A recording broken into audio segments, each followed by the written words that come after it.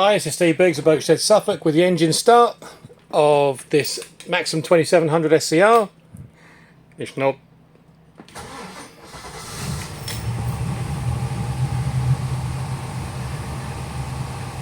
Starts readily.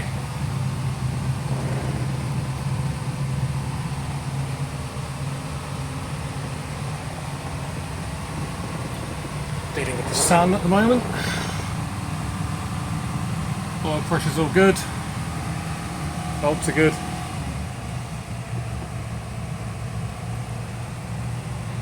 Engine runs really nicely. Hour meter is working.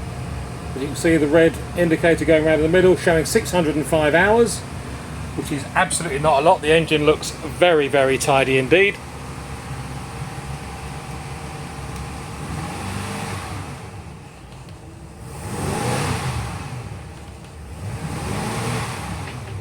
Responds properly to throttle. Idling nicely now. If you'd like further information on this delightful Maxum 2700 SCR, please contact me, Steve Biggs, at boatshedsuffolk.com. Thanks for watching.